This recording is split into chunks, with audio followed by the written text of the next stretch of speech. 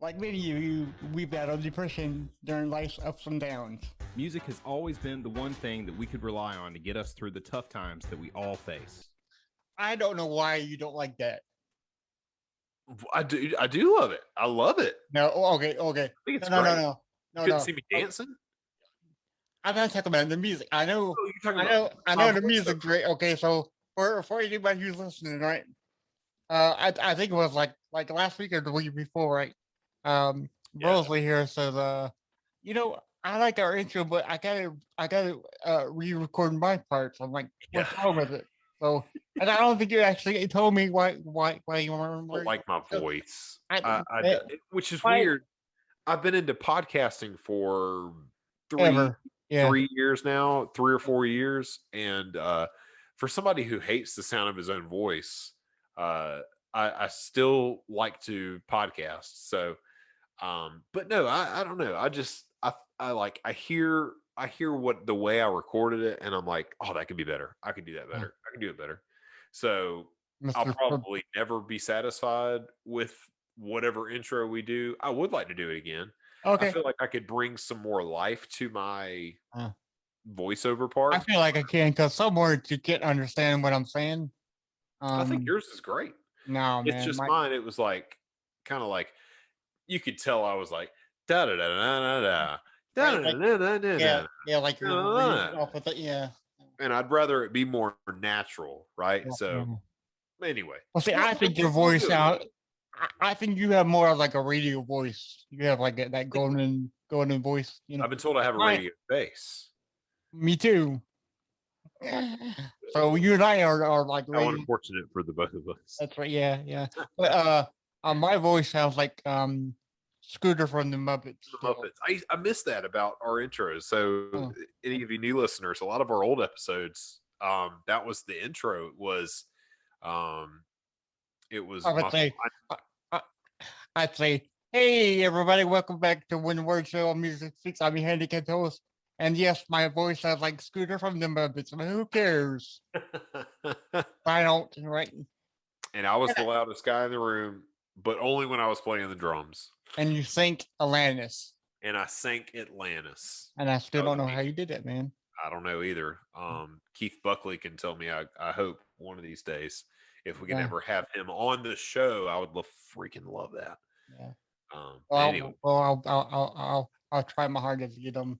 It would be. But there was something I was going to tell you, but I forgot. Maybe it'll come back to me. It'll come back to you. Do you have any new vinyl this week?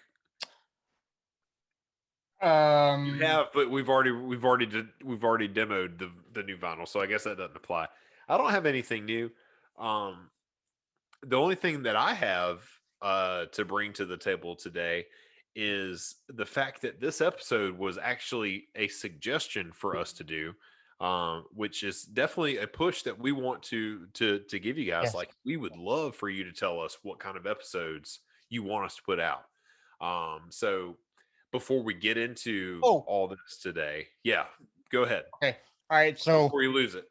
Yes, please, guy, because I just remembered it. Okay. All right. So for people who were first time listeners, we do interviews with musicians, and we've done it with like Gene Hoglan and Scott Page from Pink Floyd, and there was Blake was on there with me when we did it, but sometimes he can't make it, right? Yeah.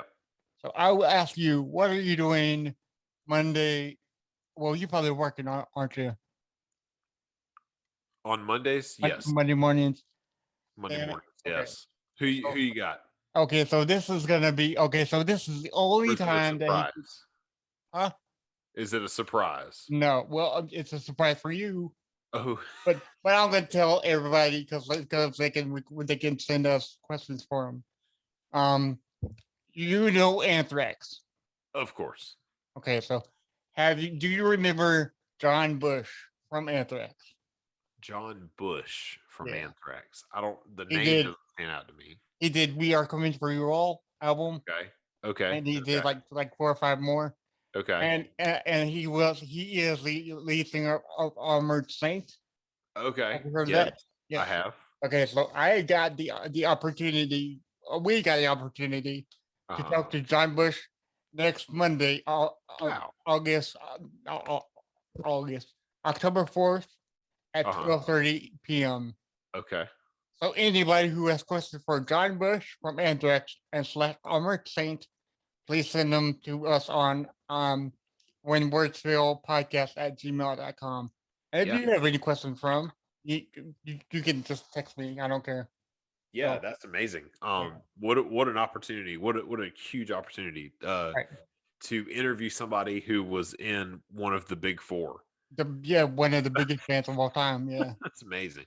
So I tried so hard to get him on a night schedule because I know you work, but I just couldn't pull it All out. good. No, yeah. It even if it's like, even if you get somebody like Travis Barker and you're, and he can only do it I at wouldn't do that, dude. 10 I would o'clock not in do the that. morning. I would not wouldn't do be able to make it. dude. I would never do that to you. I would demand him come whenever you're free. Well, thank you. Like, He's got look to start here, hanging out look here, with Travis. Kourtney Kardashian Right. first. Well, yeah, he is whispering, isn't he? Do what? He is whispering now, isn't he? I guess Kim. Yes, yeah. He and Kourtney Kardashian are together. They're flying all over the place, going to like Italy for like dessert. And she's kind of like, I don't know. I talked about this with Allie. Like, I never talk about like celebrity gossip or anything, but like he's been in the headlines because he's with Kourtney Kardashian now. Right. Yeah. And like, the whole MGK and Megan Fox thing, whatever. But like, I told Allie, it was like, have you looked at him lately? Like, you see the way he's dressing lately? No. He didn't start all that until he started dating her, and I don't like it. I don't like it one bit. So anyway. tell you a little secret. MGK has been talking some shit about Slipknot. Big time about Slipknot. I don't like it. I don't like that, man. I love the pop punk album. I really do. Tickets to My Downfall is a great album. But that's I like the direction, yeah. But like MGK is just, he's ready to start a fight with somebody, and I don't get it. And he's talking about people that he should be looking up to, like all the bands that you're starting to tour with now, and like wanting to kind of like become friends with, I guess, in this new like pop punk subgenre that you're entering in. Right. Looked up to Slipknot, and he was talking major what did he say? Like, at least I'm not 50 years old wearing a weird mask or something like that. Meanwhile, and then did you hear did you hear the next thing you said after that? No. Who else likes candy? That's what he said? Or something like what's your favorite candy? I'm like, what are you talking about? Such a weird guy. He's a weird guy. Yeah. Yeah. I agree with you that the Tickets to My Downfall album was great. I'll give anybody that any day of the week, but he's a great actor too. He played that's right. He played Tommy Lee in the Dirt. The Dirt. Yep. He did a great job in that one. But I think if he doesn't keep his mouth shut, it's gonna end up doing this in another genre that he's gonna get canceled at. Yeah, Eminem already gave it to him one time. You don't want to correlate. Well, Slipknot fans are like covering Corey Taylor. More brutal. Oh yeah, tons more. It's amazing what the fans can do for people like that. So yeah. Anyway, but like we were saying, this is an episode suggestion. So if you guys want to send us suggestions for any future episodes, we'd love to do it. Yeah. And this will kind of cap off like right before we get into our Halloween episodes that are coming out. This will be like one of the last like regular ones, I guess, for maybe the year. I don't know. I guess in November we'll have some regular ones. Yeah. But this will be the last like normal episode before the Halloween ones. Got a lot of great Halloween episodes coming up. So but yeah, this was a suggestion. We're excited to do this one, cover this topic today. But first, let's do the theme music. All right, let's do it. So this day in music for September 27th. Once again, thank you to thisdayinmusic.com for the notes on this today. September 12th, September 27th, 1964, the Beach Boys made their TV debut on the Ed Sullivan Show on US TV, where they performed their first #1 single, I Get Around in Windy. In 1967, working on new songs, the Beatles recorded various parts for the new John Lennon song, I Am the Walrus. This is great. This is great. Lennon received a letter from a pupil at Quarry Bank High School that mentioned an English teacher was making his class analyze Beatles lyrics. Lennon, amused that a teacher was putting so much effort into understanding the Beatles lyrics, decided to write in his next song the most confusing lyrics that he could. That is why we have I Am the Walrus. In 1980, David Bowie scored his 4th UK #1 album with his 14th studio album, Scary Monsters and Super Creeps. That is my favorite David Bowie album. The album features the singles Ashes to Ashes and Fashion. Also, the title track, Scary Monsters and Super Creeps, is my favorite David Bowie song. In 1986, the Beatles track Twist and Shout re-entered the U.S. singles chart over 25 years later, or 25 years after it first appeared. After the song was featured in the film Ferris Bueller's Day Off. In 1986, sadly, Metallica bassist Cliff Burton was killed after the band's tour bus crashed between Stockholm and Copenhagen. During a European tour, members of the band drew cards for the most comfortable bunk on the tour bus. Burton had won the game with an ace of spades and was asleep when the tour bus ran over a patch of black ice and then skidded off the road. Very sad. R.I.P. Cliff Burton. In 2003, Kylie Minogue called in police to investigate a series of threatening letters. The singer became concerned after receiving 700 letters at her home and office. The letters started as an ordinary fan mail, but then became increasingly aggressive. In 2004, legendary record producer Phil Spector was formally charged with murder in the February 3rd, 2003 shooting of actress Lana Clarkson. He was convicted in April of 2009 and sentenced to 19 years to life in the California state prison system. In 2008, going back to Metallica, they started a 3-week run at #1 on the U.S. album chart for Death Magnetic, the band's 9th studio album. What a great way to pay tribute to Cliff Burton. Than doing that, right? In 2011, Tony Bennett became the oldest living person to top the U.S. album chart when the 85-year-old's Duets 2 album went #1. The record, which featured collaborations with Amy Winehouse and Lady Gaga, was also his first U.S. #1 in his 60-year career. The previous oldest performer to top the chart was Bob Dylan in 2009 with Together Through Life. At the time, he was 67 years old. And then finally, in 2012, Lil Wayne became the new king of the Billboard Hot 100 by placing his 109th song on the chart as an artist. The rapper featured on the game's latest track, Celebration. Elvis Presley, with 108 entries, had held the title previously for 45 years. Man. And that was this day in music. It seems like the Beatles is always on it. There's always a Beatles reference. Always. It seems like there's always a Beatles reference and there's always a Jimi Hendrix in there, but there was no Jimi Hendrix this time. No. That's true. So, so this episode was suggested by Tom Moore. Yeah, Mr. Tom. I think you don't know who he is. I know who he is. Okay, yeah. I'll tell you how this happened too. Okay.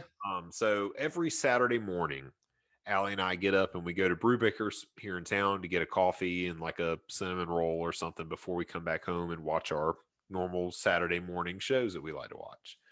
So we go to Brewbaker's last week. We saw Mr. Tom and Miss Debbie. Mr. Tom loves to listen to the podcast, so thank you for your support on that. Thank you, sir. But Miss Debbie was Allie's office manager at State Farm whenever Allie worked there. They're very, very close. They're very good friends of ours. That's who we were at the beach with whenever I got very, very sunburnt. In fact, we talked about that when I ran into him because he listened to that episode when we had Casey Allen on and talked about my sunburn. But yeah, Mr. Tom, we got to talking while we were in line, and he was like, "You guys should do a Southern Rock episode." And I was like, "All right, we sure will." And then we're doing a Southern Rock episode. So thank you, Mr. Tom, for the show suggestion. But if you guys have any suggestions that you want to send us, you can either hit us up on our social media pages. If you know us personally and you have our phone numbers, you can text us. Just don't be aggressive like Kylie Minogue. Don't send me 700 texts. No. But or you can email us directly at whenwordsfailpodcast@gmail.com, and we'll be glad to do an episode, whatever you guys want to listen to. So sir, yes, sir. So this episode is called Turn It Up. Turn it up. Because it's Southern Rock. Yeah. I think you got it from like you said before, like a Leonard Skinner song or something. Yeah, Sweet Home Alabama. It's like it's the beginning. Yeah, that beginning little subtle little turn it up. Yeah. Yep. So that's a good little thing you did there. So Little tie-in. awesome. Yeah. Make it all come together. Make my brain explode, right? So here we go. Okay, so Southern Rock is a subgenre of rock music, obviously, right? Obviously. And the genre of Americana. It developed in the southern United States from rock and roll and country music and the blues. And it's focused generally on electric guitars and vocals.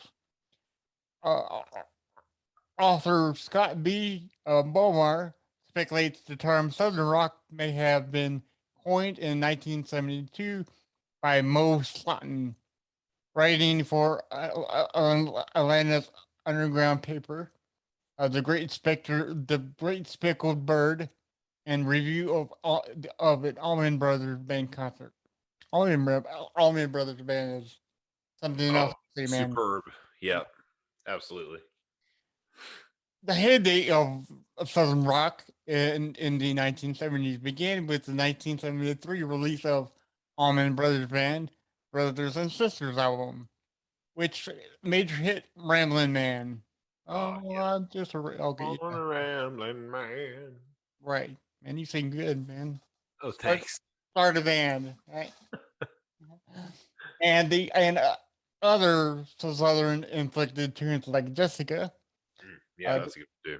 The album was a departure from the previous Almond Brothers work, which until the death of band leader Dwayne Almond in late October 1971 has been purely blues rock. So, Almond Brothers band, did they do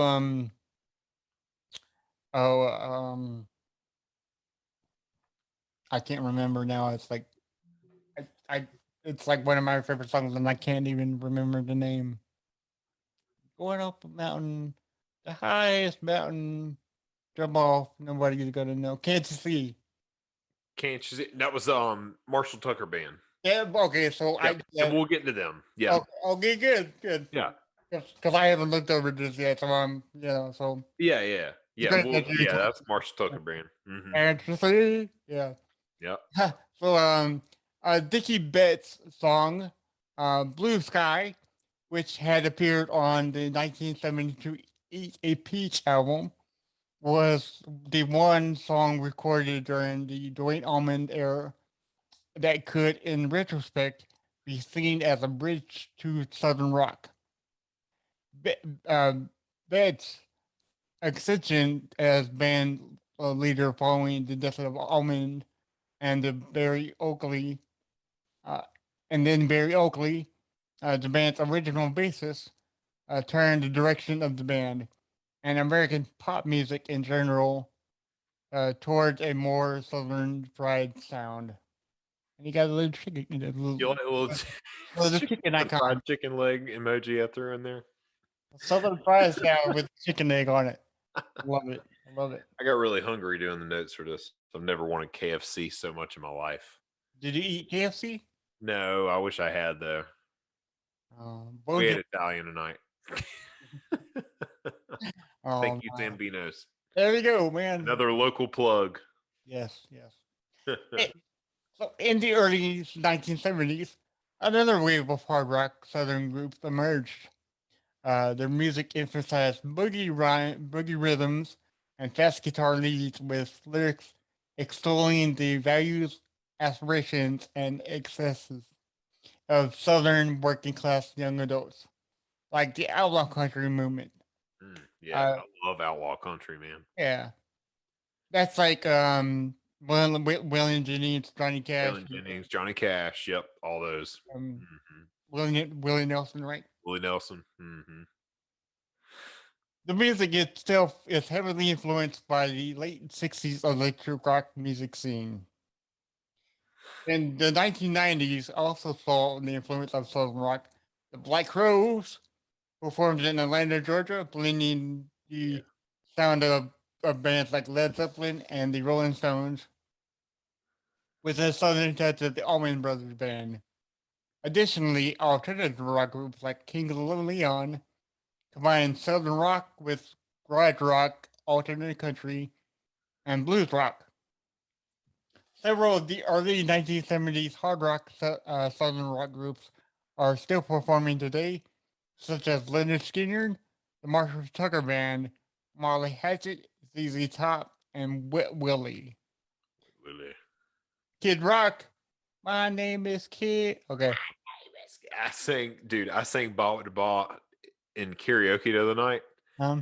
And I let out that long, like, my name is Kid. Like, just Kid, baby. It's and Kid I held it. Rock. Yeah. And I held it.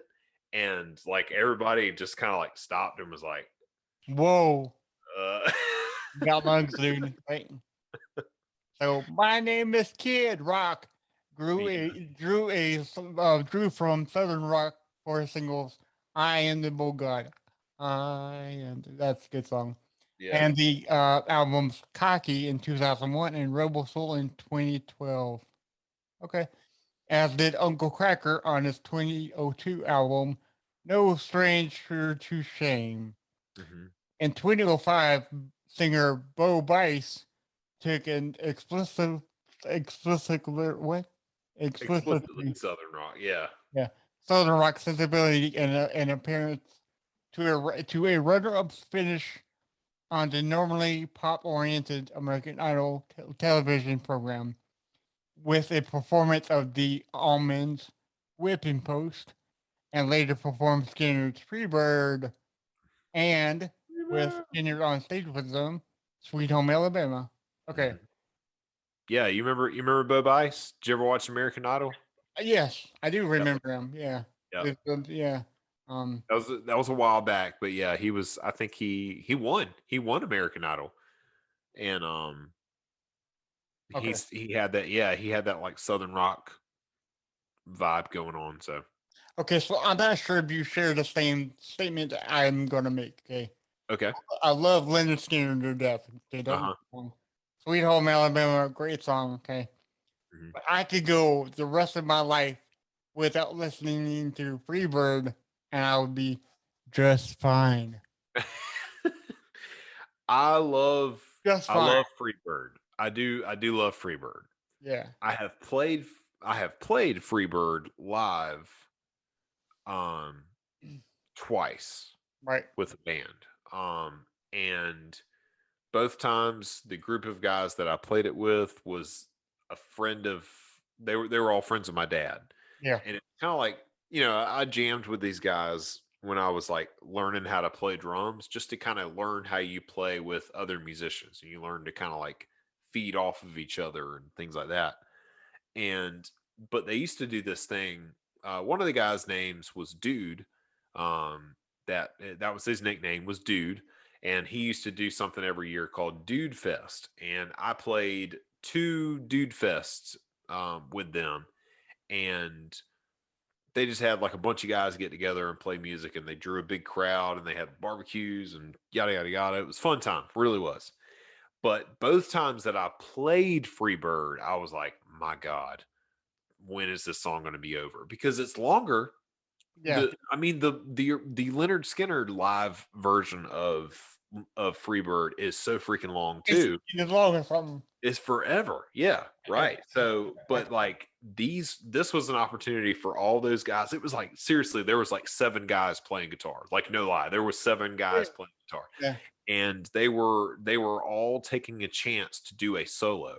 So when you're the drummer, you're just playing the same thing over and over and over again while each guy takes a turn doing a solo for several measures, and you're just like, I'm over it. Now, I kind of wrote Freebird off for a while after that. Right. I've learned to re-love it. And a lot of that has to do with the passing of Allie's cousin, Hunter, because Freebird was one of his favorite songs.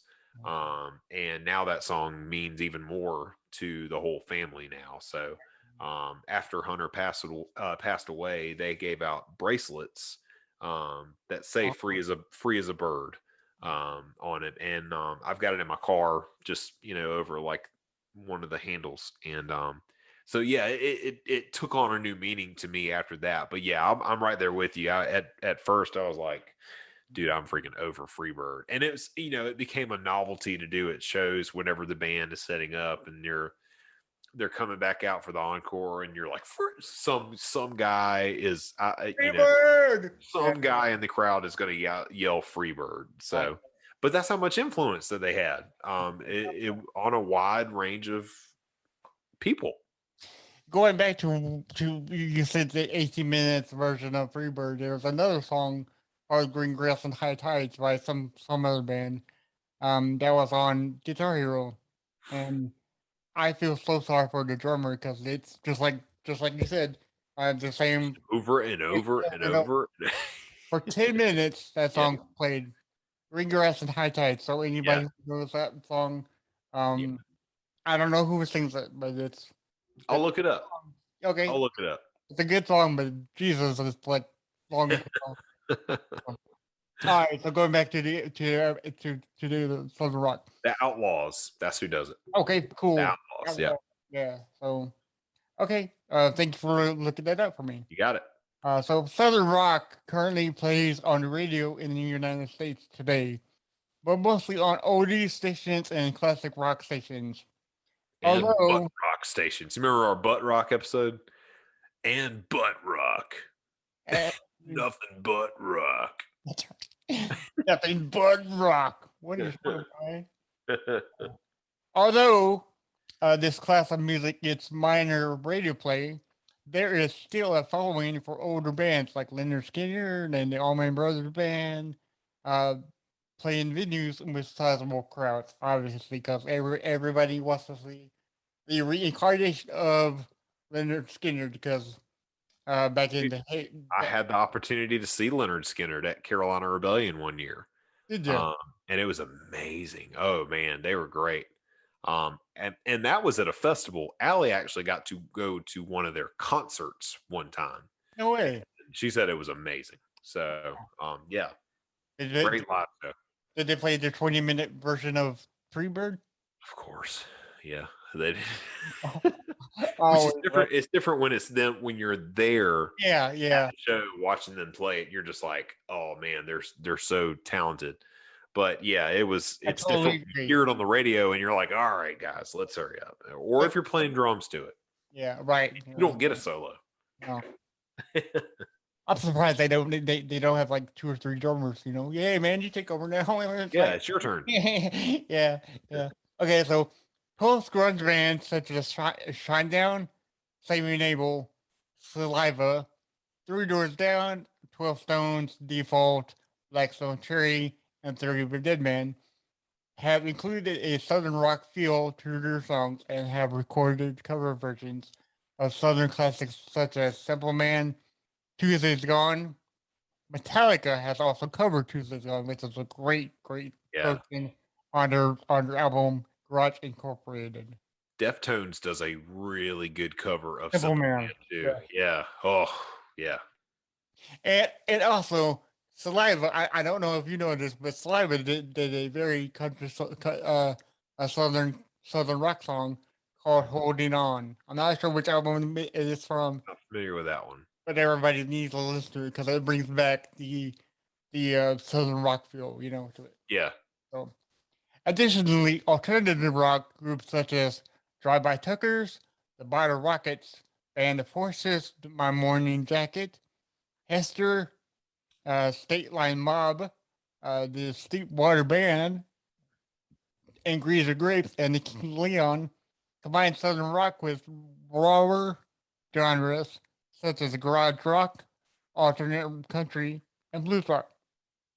Much of the old style country rock, as well as other classic rock, has made its transitions into country music genre, establishing itself as along the lines of outlaw country, like we said before in recent years. Yeah.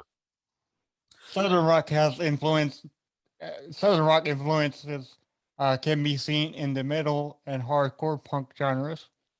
This is showcased by such bands as Maylene and the Sons of Disaster. Yes. He is legend. Yes. Yes. Every time I die. Yes. Yes. Panther Bats. Yeah. Okay. Yeah. Clutch. Yes. Yes. Wants Nothing and Memphis Mayfire. Yes. All right. And Embracing Goodbye. Yes. Casey Allen. Yes. Everyone. We had the drummer for Embracing Goodbye here on the show. Casey Allen's been on the show twice. Yep. Twice. Yep. He came on last year and he came on like a couple of months ago, didn't he? Yep, he sure did. And that's the episode that Mr. Tom was listening to when he heard about my sunburn was when we had Casey Allen, former drummer of Embracing Goodbye, on the show. It all comes back around. Synchronicities are real. Aliens are real. Let's continue. I love Casey, man. Casey is such a good dude. Yep. Casey's like, let's just go ahead and call Casey like the third host of the show, because it feels like every time that he's on, it feels like he's been on every single episode. So Casey's such a good guy. Yeah. All right, well, let's jump right into it. We're going to show you some examples of some great southern rock bands here. All these bands are wonderful. I can't wait to do this. Why would it do this sooner? Thank you again, Mr. Tom, for this show suggestion. But so yeah, let's talk about the Almond Brothers band a little bit. The Almond Brothers Band were an American rock band formed in Jacksonville, Florida in 1969 by brothers Dwayne Almond, Almond with a D, Almond Milk, Dwayne Allman, founder. He also played slide guitar and lead guitar, and then Greg Allman on the vocals, keyboards, and he did all the songwriting, as well as Dickie Betts on the lead guitar, also did vocals, also did songwriting, Barry Oakley on the bass, and Butch Trucks on the drums. As also Johnny Jamo Johnson. Yes, on the drums. So they had two drummers. Subsequently based in Macon, Georgia. Yeah, they did it. They did it first. Yeah. The band incorporated elements of blues, jazz, and country music, and their live shows featured jam band styled improv and instrumentals. Yeah. So the group's first two studio releases, the Almond Brothers Band in 1969 and Idlewild South in 1970, stalled commercially, but their 1971 live release at Fillmore East represented an artistic and commercial breakthrough. The album features extended versions of their songs in memory of Elizabeth Reed and Whipping Post, and is considered among the best live albums ever made. Mm-hmm. They are not wrong. No, they're not. Group leader Dwayne Allman was killed in a motorcycle accident later that year, on October 29th in 1971, and the band dedicated Eat a Peach later in 1972 to his memory, a dual live/studio album that cemented the band's popularity and featured Greg Allman's Melissa, great song, and Dickie Betts' Blue Sky. Following the motorcycle death of bassist Barry Oakley. Man, two motorcycle deaths in one band. How does that happen? 1 year and 13 days later, on November 11th in 1972, the group recruited keyboardist Chuck Leavell, and bassist Lamar Williams for 1973's Brothers and Sisters. I hope that whenever they brought in new band members, one of the first questions was, do you own a motorcycle? And if you do, you should get rid of it. Right. So that's crazy, man. Yeah. The the album includes Bet's hit single "Ramblin' Man" and instrumental "Jessica," which I loved playing on Guitar Hero 2. Yes. Oh my God. Yeah. These tunes went on to become classic rock radio staples and placed the group at the forefront of the 1970s rock music. Internal strains overtook them soon after, and the group dissolved in 1976. Reformed briefly at the end of the decade, though, with some additional changes, and then dissolved again in 1982. The band reformed once more in 1989, releasing a string of new albums and touring heavily. A series of changes in the late 1990s was capped by the departure of Betts. The group found stability during the 2000s with bassist Oteil Burbridge and guitarist Warren Haynes and Derek Trucks, the nephew of the original drummer, and became renowned for their month-long string of shows at New York City's Beacon Theater each spring. The band retired for good in October of 2014 after their final show at the Beacon Theater. The Almond Brothers Band were considerably influential in the southern United States. Their arrival on the musical scene paved the way for several other notable southern rock styles, among those being Leonard Skinnard, the Marshall Tucker Band, and Wet Willie, to achieve commercial success, and also, quote, almost single-handedly made Capricorn Records into a major independent label. Billy Gibbons of ZZ Top, writing for Rolling Stone, wrote that the group, quote, defined the best of every music from the American South in that time. They were the best of all of us. He went on to call the band a true brotherhood of players, one that went beyond race and ego. It was a thing of beauty. The band's extended popularity through heavy touring in the early 1990s created a new generation of fans, one that viewed the Almonds as pioneers of latter-day collegiate jam rock.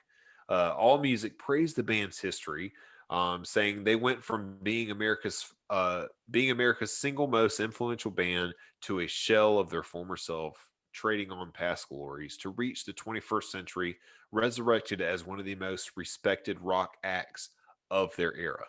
And they're not wrong. Every time the Almond Brothers Band comes up, it is with like it's like people are so humbled to even be able to talk about the band, you know. They were just wonderful and so influential in so many different ways. It really, if you're a musician, like even if you're not a musician, you could get into them. But as a musician, you hear the things that they were doing, and especially during that time when it wasn't as common to do that type of thing. You have these long instrumentals. Yeah, you're absolutely right. The big wave of jam bands in the 90s, like Dave Matthews, like they are so heavily influenced by the Almond Brothers, no doubt. Right. And then Guitar Hero 2. I said Jessica was my favorite song to play on Guitar Hero 2, no doubt. Yeah, Jessica was a fantastic song too. I love It's a bop. It's a bop. It's a bop, as the kids say. You didn't really say that? I don't know. Yeah, the kids say it. And listen, if the kids say it, I say it because I'm down. I'm hip. I'm cool with them. I need to be more hip because You're on TikTok. What do you mean? You're hip. you are okay. So side note before we get to okay. So I told my coworkers about you. I said my co-host Blake Mosley says that it's a bop. And they all laughed at me. They're like, that's the actual term, James. I'm like, because I'm 41 years old. I know nothing about these error, you know. I mean, they laughed with me, not at me, because, you know, they all love me and I love them. So, yeah. So, okay. So, are you ready to flirt with disaster? I'm ready to flirt with disaster with the Molly Hatchet. Molly Hatchet, man. Yeah. These sons of guns were so great. So, Molly Hatchet is an American Southern rock band formed by guitarist Dave What the? Hulbeck. I tried to look up how to pronounce his last name. I couldn't find anything. Hlubeck. Hulbeck sounds all right. Sure. Yes. We're sorry, Dave. Sorry, Dave. In Jacksonville, Florida, in 1971. They were a popular band during the late 1970s and early to mid 1980s among the Southern rock and hard rock communities. The band released 6 studio albums, on Epic Records between 78 and 84, including the platinum-selling hit records Molly Hatchet in 1978, Flirting with Disasters in 79, and Beating the Odds in 80. They also had successful hits on the Billboard charts, including Flirting with Disaster, The Rambler, Bloody Reunion, and Satisfied Man. Molly Hatchet has released 8 more studio albums since their split with Epic Records in 85, although none of them have been successful as the earlier stuff, nor charted in the United States. So that's pretty bad that they haven't received more publicity after they left Epic Records. Yeah. God, I don't know what happened there. So who knows? Who knows? Molly Hatchet has experienced numerous lineup changes throughout their 50-year career, as with many other bands. While its current lineup includes none of their members who played on the band's first album, who were all deceased. Keyboardist Johnny Glavin has been a member of Molly Hatchet since '84, with the exception of a break in between '91 and '94. And Bobby Ingram has been their guitarist since '87, when he replaced founding member Dave Hulbeck. I don't know. Sure. I know. I'm sorry. I couldn't find anything on how to pronounce his last name. So sorry, Dave. Yeah. So sorry.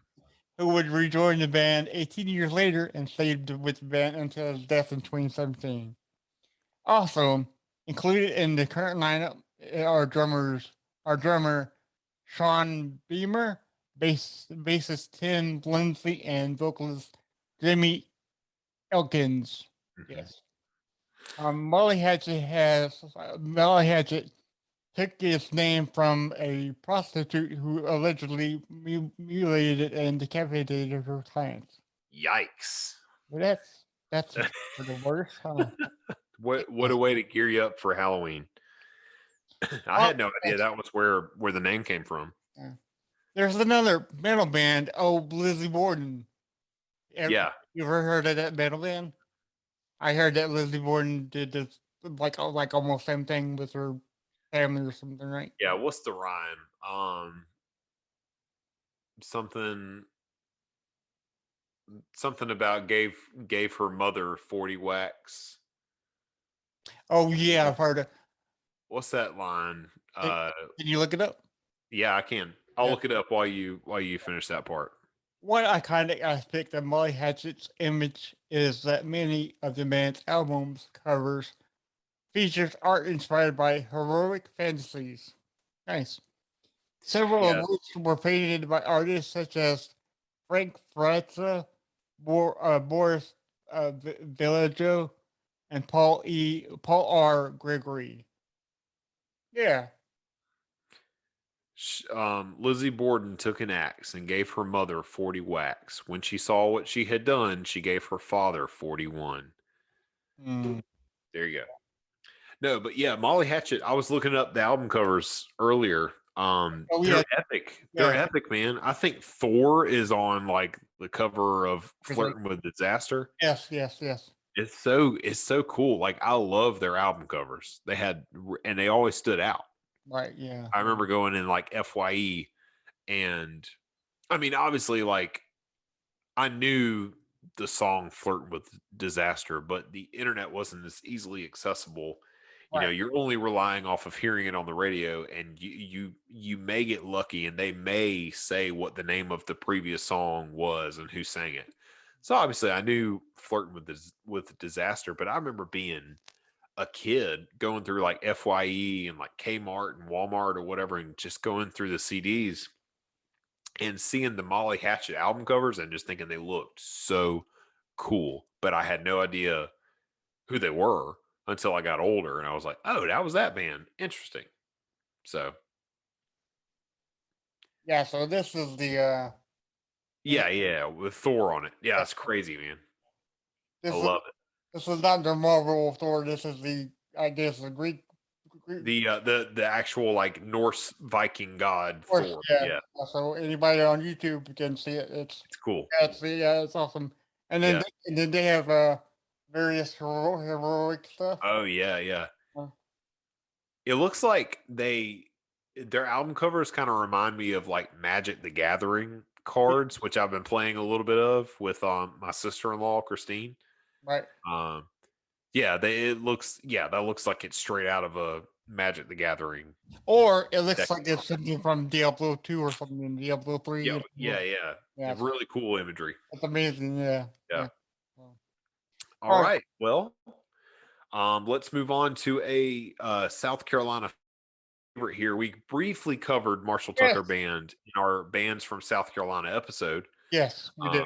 But we're going to expand on that a little bit here. So, the Marshall Tucker Band is an American rock band from Spartanburg, South Carolina, noted for incorporating blues, country, and jazz into an eclectic sound. The Marshall Tucker Band helped establish the Southern rock genre in the early 1970s. While the band had reached the height of its commercial success by the end of the decade, it has recorded and performed continuously under various lineups for 45 years.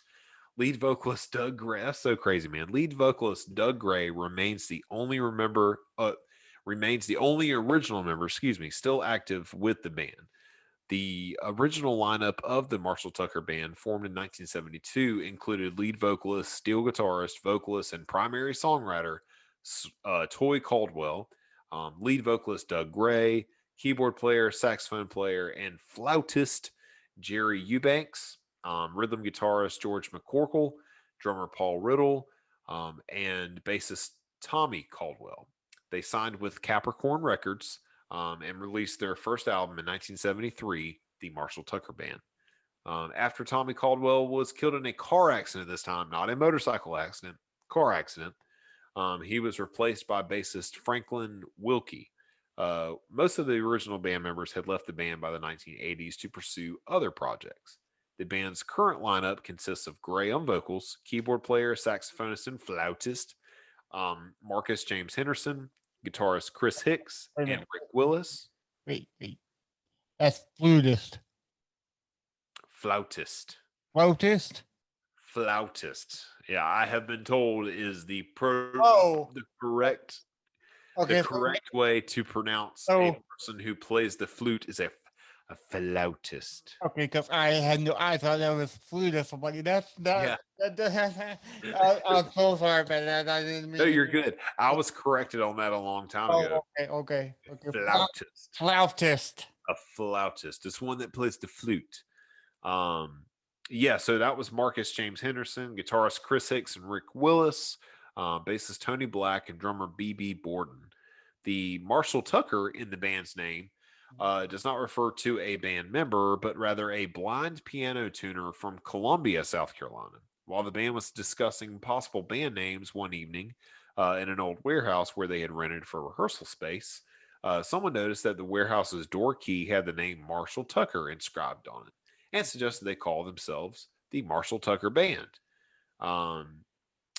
not realizing that it referred to an actual person. It later came to light that Marshall Tucker, the blind piano tuner, had tuned a piano in that rented space before the band, and his name was inscribed on the key. That's cool. So it wasn't a prostitute mutilating and decapitating her clients this time. Not to say that it won't ever happen again.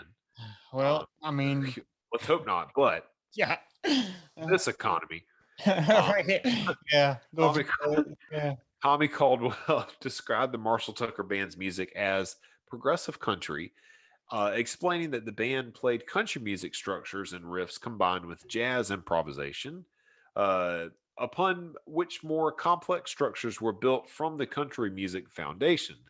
The band had incorporated throughout its career elements of diverse genres into its sound, most frequently blues and country and jazz. The band was also drawn to boogie, psychedelic, R&B, gospel, folk, and rock and roll. According to Almond's Jeff Tamarkin, Toy Caldwell's guitar playing style was categorized by, quote, flashy jazz licks. The band has also been noted for extensive jamming. Another one of them bands where they just get on stage during a live performance and everybody gets a solo. Right.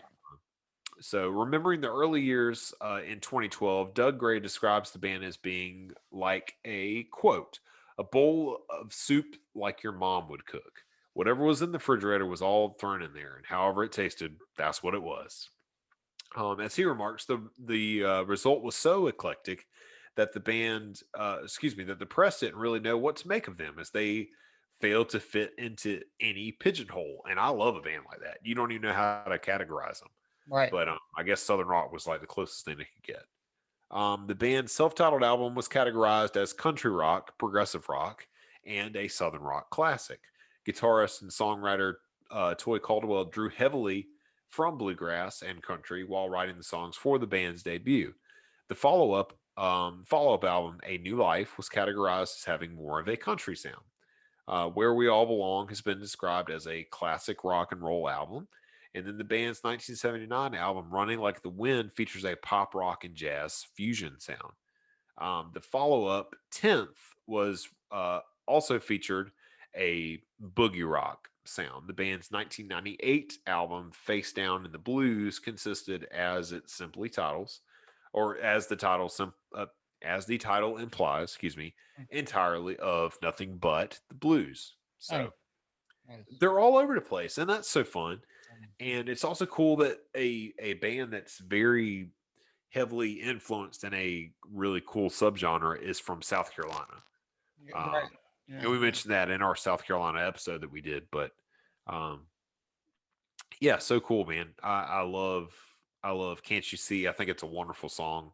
I just remember, do you remember those commercials that used to come on like super late at night, where it was like collections of all this music, and like you had to buy like a 10 disc set, and like they had the music videos going, and they're like the words of the songs that were featured on the thing were slowly like coming up or whatever. Yeah, like crazy. Yeah, I always remember hearing "Can't You See?" Right. and any of those like country, southern rock, like whatever they called them. I remember it was like there was one where like the album cover, I remember it very vividly, was just like this girl in blue jeans and a cowboy hat, like on the hood of a red car, and it was like Southern Fried Classics or something like that. And I just remember hearing all these songs that we're talking about so far. Can't You See? Flirting with Disaster, Sweet Home Alabama, all that was in there. So it's cool that Marshall Tucker Band is grouped into that, because it makes you proud. It makes you proud that your home state is represented with that. Yeah. It is a great band. So I mean, wonderful band. South Carolina has some amazing bands, Yeah. We talked about on our previous show. Yeah. Well, let me ask you a question. When Allie first saw you, were you a sharp dressed man? I was a sweaty dressed man. What? The first time, I guess I was sharp in a way. I don't know. I was wearing my band clothes, I guess. I was playing in a band whenever we first met. Because guess what? Every girl's crazy but a sharp dressed man. I guess it didn't matter what I was wearing, because she was crazy about me no matter what. And she's still crazy about me today. There you go. She says. Well, it makes sense, right? Okay. So we were going to talk about ZZ Top, one of the all-time greatest bands of all time. I don't care who you are. They are wonderful. All right, so ZZ Top is an American rock band formed in 1969 in Houston, Texas, almost close to where I was born, Austin, Texas. Exactly. Yep. For $1, $1. I $1. read it They wrong. were formed for $1. For for 51 years, $1. I can't believe I said that. The band's comprised vocalist, guitarist Billy Gibbons, drummer Frank Beard, and vocalist bassist Dusty Hill until Hill's death in 2001. Sidebar: I find it so funny that the drummer is named Frank Beard, but he has no beard at all this He's time. the only member that doesn't have a beard. He's just got a mustache.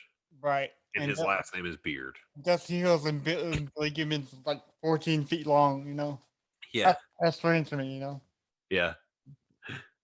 So Dusty Hill died in 2021, and I don't think they found out how he died today. I haven't really heard. I'll look into it. How about that? Well, that was awesome. Rooted in blues, ZZ Top has developed a signature sound based on Gibbons' blues guitar style and Hill's and Beard's rhythm section. They are popular for their live performances, slang humorous lyrics, and the similar appearances of Gibbons and Hill, who were rarely seen without their long beards, sunglasses, and hats. Yeah, it's like I know that Billy Gibbons always wore like those funny beanies. Yeah, he always had a beanie and sunglasses. Right, yeah. But that was key to being a sharp dressed man. There you go. Yeah. So ZZ Top formed after the demise of Moving Sidewalks, Gibbons' previous band. Within a year, the members signed with London Records and released ZZ Top's first album, 1971. Yeah, the album was called ZZ That's what it was called. Yeah. Don't get confused, everybody. That was the name of their first album. It was called ZZ Top's first album. Yeah, right. In 1971. Yeah. Subsequently, releases such as Trace Hombres in 73 and Fandango in 75. And those album singles, LaGrange and Tush. Oh my God, that's such a good song. I love LaGrange, man. That was another Guitar Hero 2 favorite. Yeah. Again, extensive radio airplay. By the mid 1970s, the band became renowned in North America for its live act, highlighting by its performances during the worldwide Texas tour, and from 76 to 77, which was a critical and commercial success. After a hiatus, though, ZZ Top returned in 79 with a new musical direction and image, with Gibbons and Hill wearing sunglasses and matching chest-length beards. With the album El Loco in 81, the group began to experiment with synthesizers and drum machines. I guess that made Frank Beard a little bit upset because he was a drummer. That may be why he refused to grow a beard. Yeah, I see what they did there. Yep. He might have said, you know what? Screw you guys. You want to bring in a drum machine? I'm not going my beard out of me forever. Yep. So, they established a more mainstream. All you get is this mustache. That's it. You think I'm going to give you any more than this mustache? You're dead wrong. You're crazy. So they established a more mainstream sound and gained international favor with Eliminator. Oh my God, such a great album. In 83 and At the Burner in 85. Which integrated influences from new wave punk and dance rock. The popularity of these albums music videos, including "Give Me All Your Lovin'," "Sharp Dressed Man," and "Legs," helped propelled them onto the television channel MTV and made the band one of the more prominent artists in the 80s. The Afterburn tour set record for the highest attending and highest grossing concert tour of 86.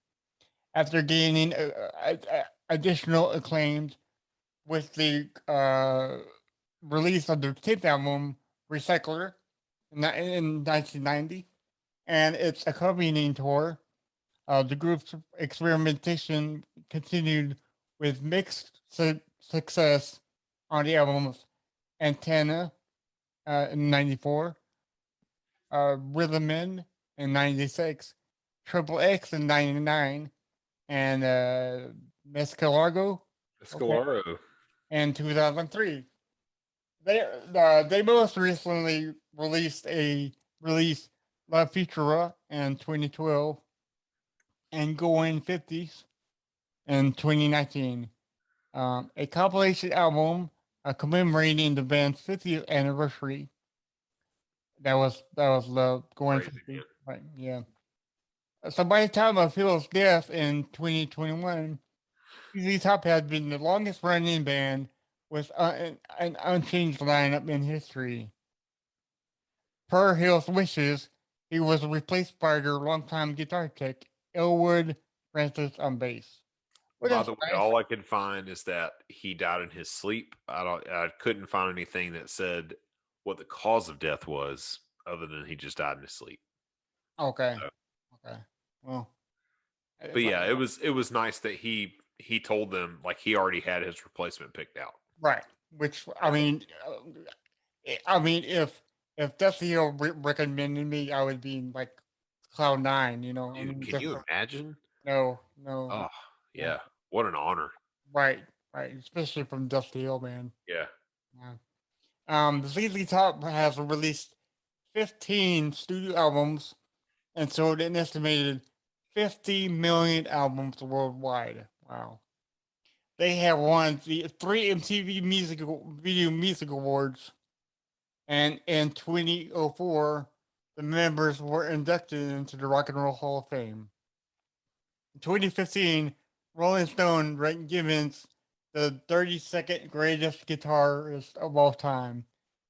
The band members have supported campaigns and charities including Childline, St. Jude's Children's Research Hospital, and a fundraiser for the Delta Blues Museum. I think that's in Clarksville, Mississippi, if I'm mistaken. The Delta Blues Museum? Yeah. Mm-hmm. That's where my mom was born, in Clarksville. Oh, really? Yeah. Cool. Actually, Jimmy Page and Robert Plant did an album called Going to Clarksville. Oh, okay. Yeah. Very nice. Yeah. The Guardian described ZZ Top as part traditional, part contrary, and part of the deep theme of Texas weirdness that scratched on the 13th floor elevators through to the butthole servers. That's a weird band, man. Yeah, they were a strange band. What was that one song? Fishing, look it up for me, please. Yeah, I will. Texas Monthly described their music as loud, macho, greasy, and distorted, with unrepresented misogynistic references. In the early 80s, ZZ Top embraced synthesizers and drum machines, drawing inspiration from British electronic acts such as orchestral maneuvers in the dark and Depeche Mode, while incorporating onstage dance moves from the former. Hill and Gibbons worked as a kind of double act, looking similar and employing simple stage choreography that Hill described as low energy, high impact, which is true. Yeah. Because all they did was just move side to side. I think, right? What's that? Sorry. I said, I, I said because all they did was just move side to side and like spin their guitars around. So yeah, like they had the thing on their guitars where the guitar was like attached to their belt buckles or something. Right. They would just spin the guitars like, Yeah. and They would go around and call it the and they did the yeah. And but like that influenced even went so far as you remember the drummer video from YouTube a few years back that was like the drummer at the wrong gig. Yeah. Right. Yeah. So Yeah. they're playing Sharp Dressed Man, but Yeah. that, like you could tell that influence was very similar with the guys that were in that band too playing guitar, even though you can't really focus on them Right. because the drummer is the one that's like his arms are all over the place. Yeah. Oh man, I love that video. That guy was on The Office. They brought him on The Office. Right. Yeah. Oh, yeah. Yeah. Yeah. He was in the Warehouse Band. It was so funny. Yeah. Yeah. With what was his name? Oh man, I can't remember what that guy's name is. But he's great. He's actually a really, really good drummer. And he's been featured at all kind of clinics and stuff. But I Okay. just think it's so funny that he got popular off a YouTube video, but it was one video. Sharp Dressed Man. Just like you're getting popular off of that TikTok video that we're gonna talk about later. I'm a TikTok sensation. Or of TikTok, yes. ZZ Top's music videos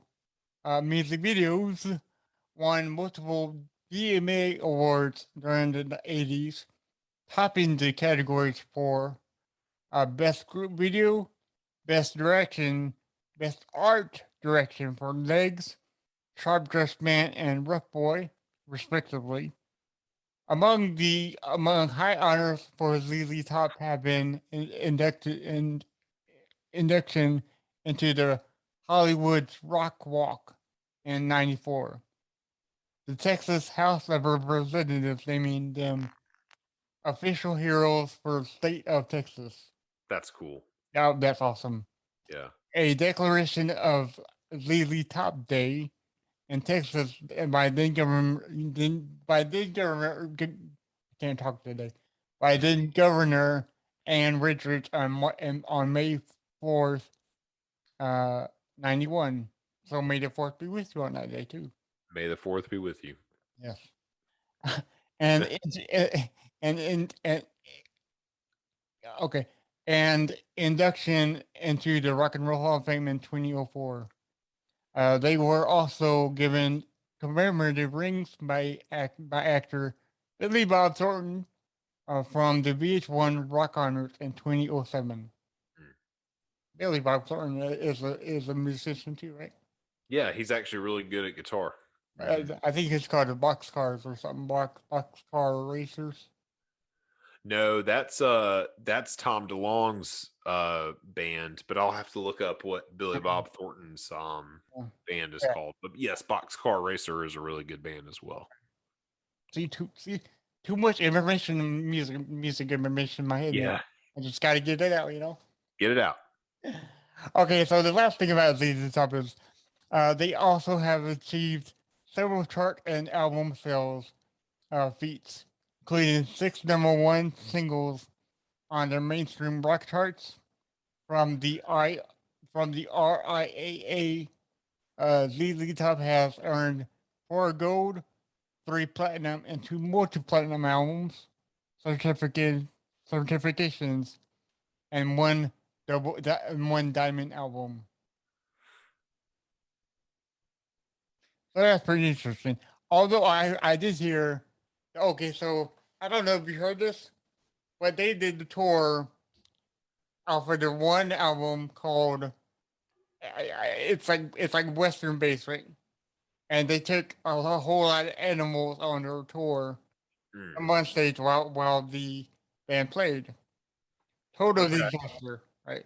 Yeah. Because all the birds and pigeons and animals always crapped on the floor, making it smell like, so they're like, we don't want to do this anymore. So they totally hexed that idea. And, gross. Yeah. Billy Bob Thornton's band is called the Box Masters. Box Masters, yes. And they have released 10 albums Yeah. since 2007. That's amazing.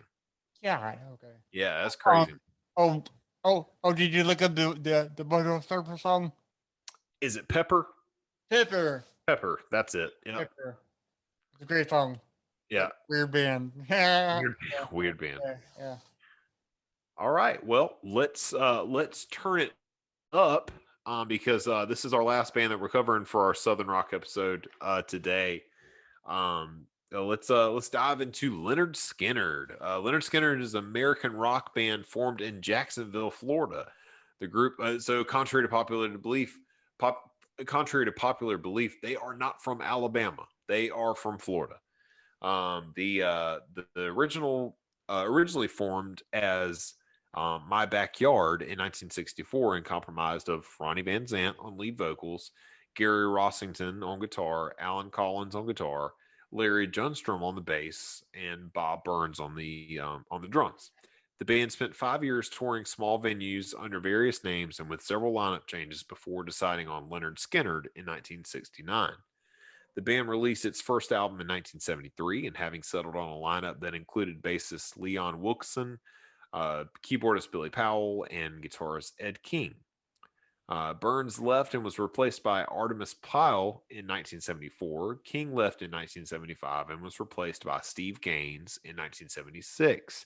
At the height of their fame in the 1970s, the band popularized the Southern rock genre with songs such as Sweet Home Alabama and Free Bird.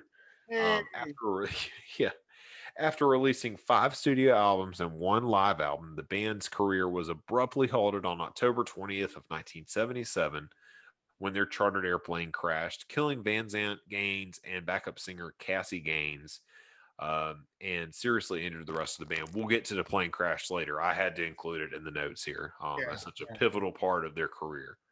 But yes, so Leonard Skinner reformed in 1987 for a reunion tour with Ronnie's brother, Johnny Van Zant, as lead vocalists. They continued to tour and record with co-founder Rossington, the band's sole continuous member, Johnny Van Zant, and Ricky Medlock, who first wrote and recorded with the band from 1971 to 1972 before his return in 1996.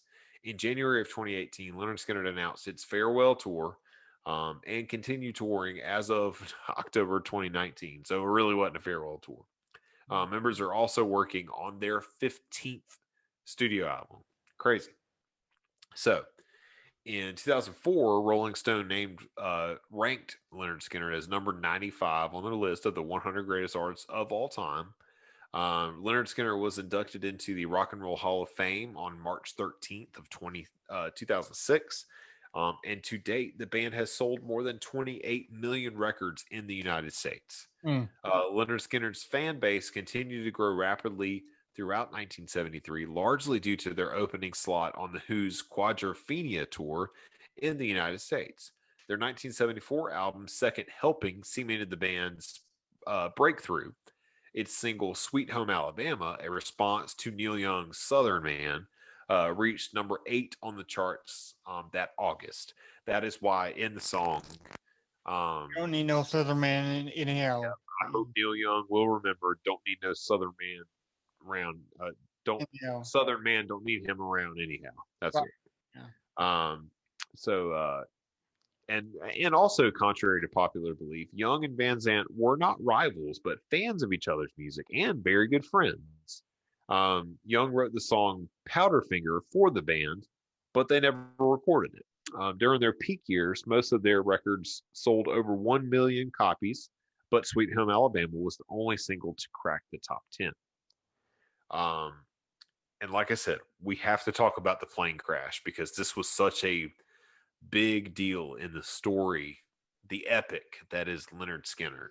It's very sad, but I felt it was necessary to include it in this episode. So, following a performance at the Greenville Memorial Auditorium in Greenville, South Carolina, which I didn't know that's where they were flying out of, Greenville, South Carolina.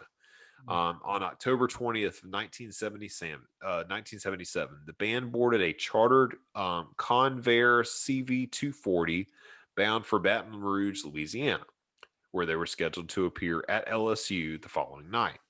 After running out of fuel, the pilots attempted for an emergency landing before crashing in a heavily forested area 5 miles northeast of Gillsburg, Mississippi. Ronnie Van Zant and Steve Gaines, along with backup singer Cassie Gaines, which was Steve's older sister, assistant road manager Dean Kilpatrick, pilot Walter McCreary, and co-pilot William Gray were killed on impact. Other band members, tour manager Ron Eckerman, and several road crew members suffered serious injuries. The accident came just 3 weeks after the release of Street Survivors. Following the crash and the ensuing press, Street Survivors became the band's second platinum album and reached number 5 on the U.S. album chart. The single "What's Your Name" reached number 13 on the single charts in 1978. The original cover sleeve for this is crazy too, and I heard about this before. The original cover sleeve for Street Survivors had featured a photograph of the band amid flames, with Steve Gaines nearly obscured by the fire. That's creepy. Out of respect for the deceased and at the request of Teresa Gaines, which was Steve's widow, MCA Records withdrew the original cover and replaced it with the album's back photo, a similar image of the band against a simple black background. However, the group would restore the original image for the 30th anniversary deluxe edition of the album. The Leonard Skinner then disbanded after the tragedy, reuniting only on one occasion to perform an instrumental version of Free Bird at Charlie Daniels' Volunteer Jam 5 in January of 1979. Collins, Rosington, Powell, and Pyle were joined by Daniels and members of his band. Leon Wilkeson, who was still undergoing physical therapy for his badly broken left arm, was in attendance, along with Judy Van Zant, Teresa Gaines, JoJo Billingsley, and Leslie Hawkins. Rosington, Collins, Wilkeson, and Powell formed the Rosington-Collins Band, which released 2 MCA albums, Anytime, Anyplace, Anywhere, in 1980, and This Is the Way in 1981. No, that is not a Mandalorian tribute album. Deliberately avoiding comparisons with Ronnie Van Zant, as well as suggestions that his band was Leonard Skinner reborn, Rosington and Collins chose a woman, Dale Krantz, as the lead vocalist. However, as an acknowledgement of their past, the band's concert encore would always be an instrumental version of Freebird. Rosington and Collins eventually had a falling out over the affections of Dale Krantz.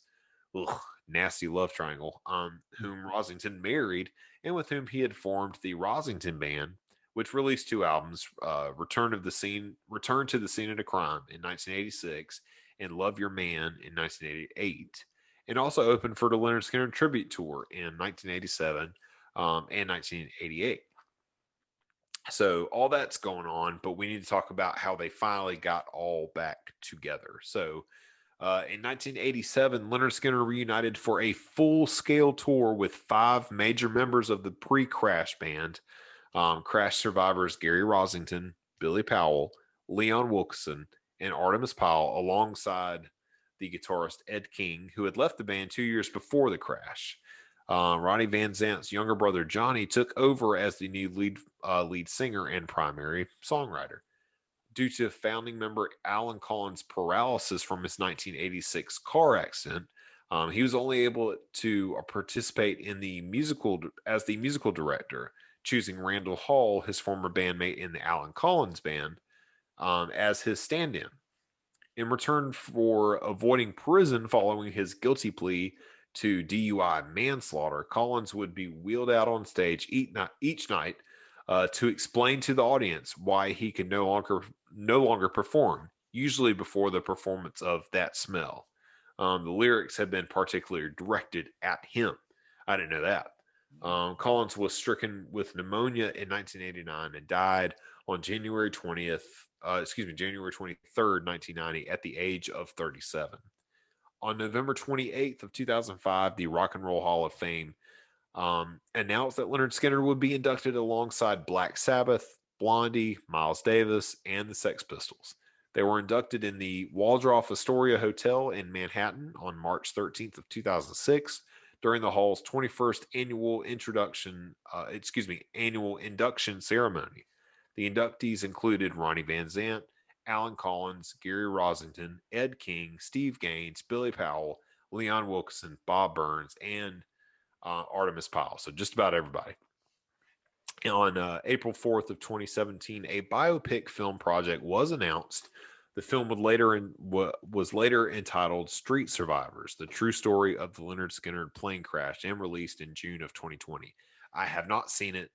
I was hoping that I could have watched it before we did this episode. I just didn't have time. So, but I'll definitely be checking that out because I remember the behind the music for Leonard Skinnard. I do too. Yeah, visually, yeah. It always stuck with me because they showed the album cover for Street Survivors, and they zoomed in on his face, and he is completely engulfed in the flames, and unfortunately he was one of the ones that passed away.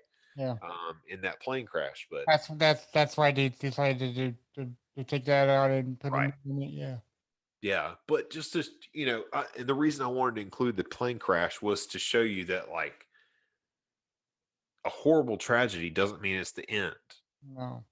You can always like come back and you can rise from the ashes, right? So yeah. Literally, this band was reborn from a horrible tragedy that took the lives of so many core members of the band. And they're still continuing that. Their music still means so much to so many people. Like I said, when Allie's cousin passed away, Freebird means a lot to her family. Oh yeah. And it means a lot to a lot of people. That song, the lyrics in it are very, very deep. If I leave here tomorrow, would you still remember me? And it kind of makes a point to leave your mark and do something meaningful and kind of leave an impression on people. So whenever you are gone, your memory continues to live on in your friends and your family. So exactly. Yeah. Good stuff. That's it. Southern Rock. Yeah, Southern Rock. Mr. Tom. Yeah, that. But, well, I still think that. Well, I mean, for me, Freebird is not okay. So my beef with Freebird is I heard it all the time. Oh yeah. Me and my friends go out to black bars and run in the road every time I went out. Freebird one.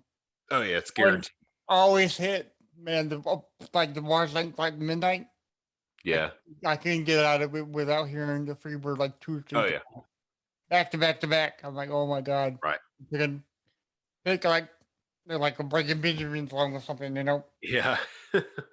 Anything but Freebird. So that's mine, but for your family, for Allie's family, that's a great reminder of a special thing, Yeah. Oh yeah. Connect that, Freebird with the So. That's music, man. That's the power of music, Exactly, and that's what we want to promote on this podcast for, Yeah. So music does save, everybody. Yeah. So. But before we conclude, why don't we go over your mental health minute section? Yeah. So today's mental health minute, again, if you guys struggle with depression or anxiety, these mental health minutes are hopefully useful to you. You can take what you hear on the podcast and apply it to your life somehow. So today's mental health minute, set up a getaway. It could be camping with friends or a trip to the tropics if you can afford that kind of thing. The act of planning a vacation and having something to look forward to can boost your overall happiness for up to 8 weeks. 8 weeks. So, we're not going to the tropics anytime soon. But we do love Disney, right? So that's what we look forward to. We're going to Disney at the end of the month of October.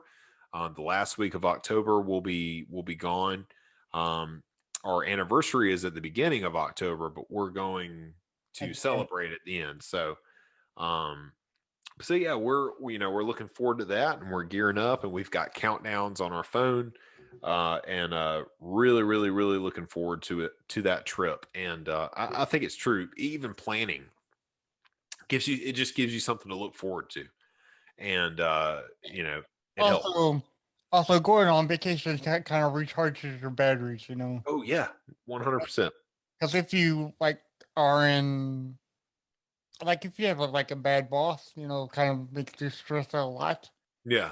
Yeah, you kind of need that refreshment back. Yeah. You break away. You kind of just do a full reset. Come back in. You can think clearly.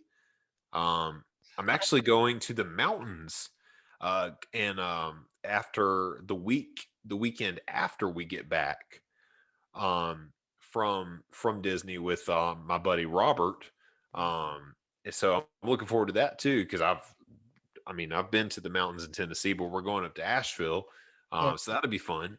Looking forward to that as well. Just a little getaway, just a quick weekend trip, and just get out for a minute. So, you could take a 8-week vacation, man. Yeah. Oh, that's great. 2 weeks. That's a long time. Yeah. So. Yeah. But it's a good time, So. Yeah, for sure. Okay.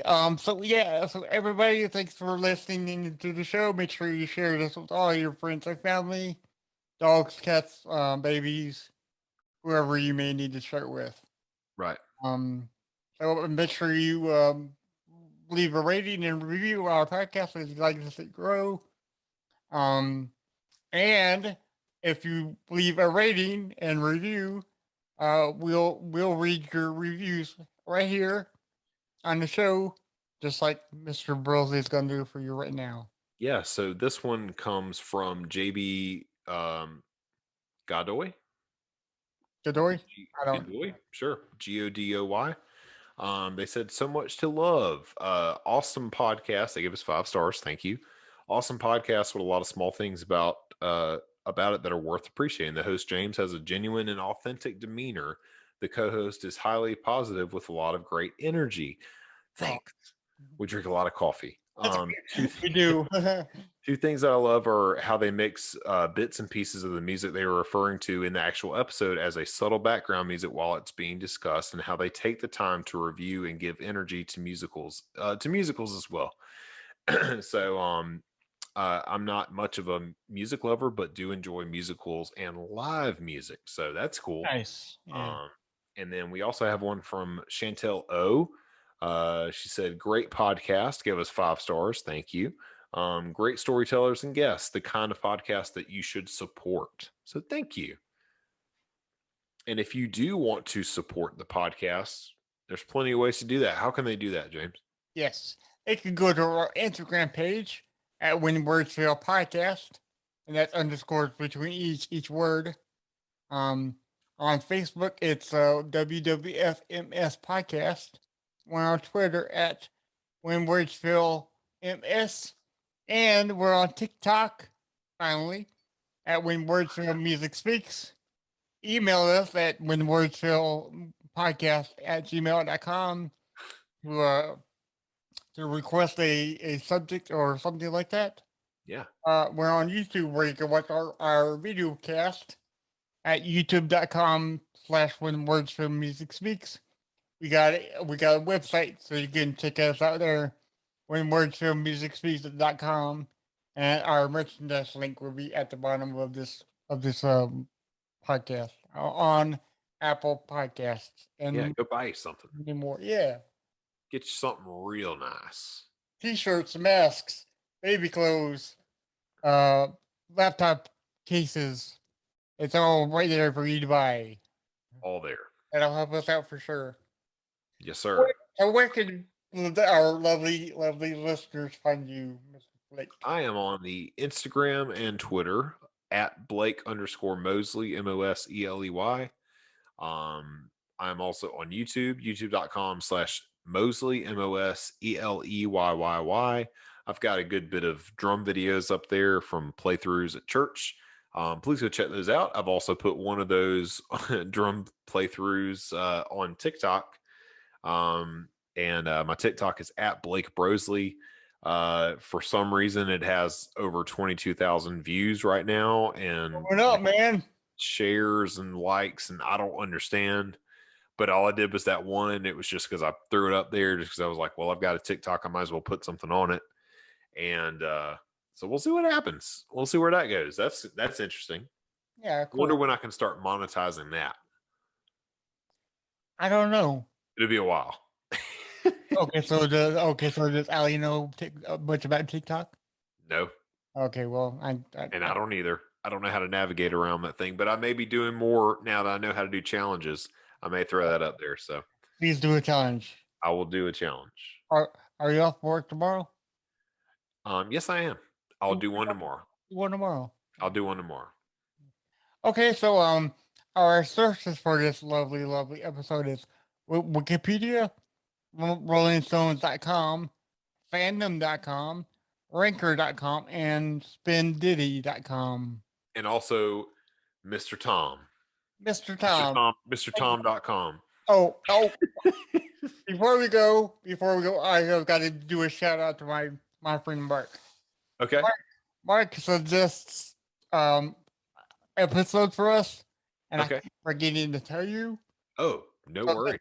Yeah. So I'm sorry about that, Mr. Mark. I will do my best in reminding Blake about it. But I have received your requests, and we will do one of your episodes soon.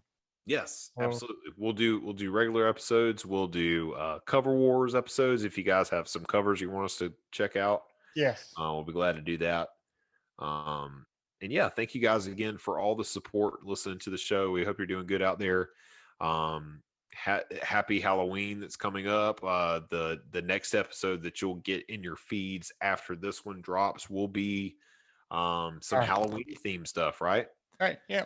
So happy early Halloween to everybody. And we do have amazing cover wars Halloween episode coming soon. Yes, coming soon. Be amazing. Yes, can't wait. So can't wait to get those out to you. Everybody enjoy the fall season while it's here, because I'm pretty sure it's going to be like a blink and you miss it kind of thing. So soak it up, watch your college football, go Cox. There you go. Go Cox, and happy Halloween. So once again, thanks again, everybody, for listening. And always remember, when words fail, music speaks. See you guys later. Bye, y'all.